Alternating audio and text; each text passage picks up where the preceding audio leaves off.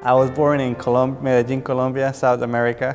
Grew up there. My dad worked in the Adventist school there.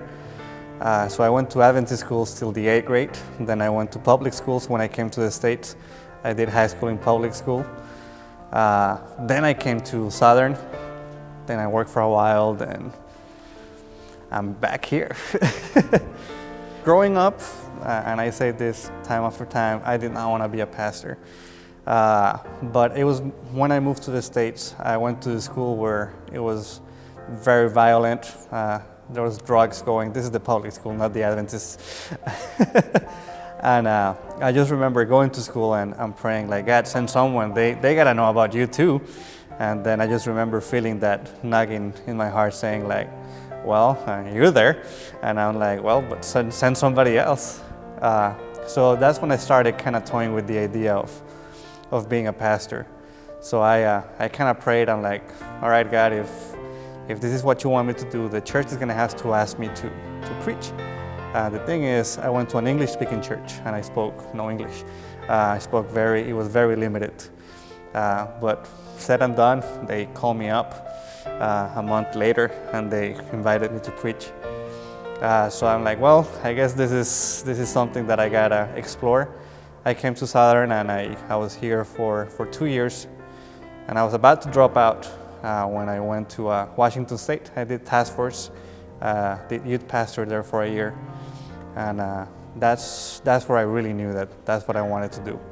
It was just working with guys. I just remember going back home and being happy, and I hadn't felt like that, in a long time. I knew that's what I wanted to do. That's where I actually understood the message of grace as well. And so once I understood that message of grace, forgiveness, I'm like, I gotta tell other people about this. And so that's when I came back and I was like, man, this is great. I can get through school now, knowing where I'm going.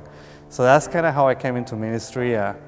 Then, I've worked in different places, learned different things in different places, but I think in Washington, that's when my call was made very clear, and I said, all right, this is what I want to do. I love youth ministry, and I think not because I'm young, but because I grew up in the church. And I just remember a lot of people coming up to us and just telling us what we couldn't do, but they never took the time to share the message of Christ with us. And I think that's something that we gotta do with young people, be their mentor. I wish I could have had another mentor other than, my dad. I mean, I really appreciate what my dad did, but it would have been nice if someone from the church had taken interest when I was, growing up. And I think we gotta do that. I believe that we spend a lot of money outside doing evangelism, but we're losing the most valuable resource. So I'm very passionate about youth, and I'm also passionate about multicultural ministries.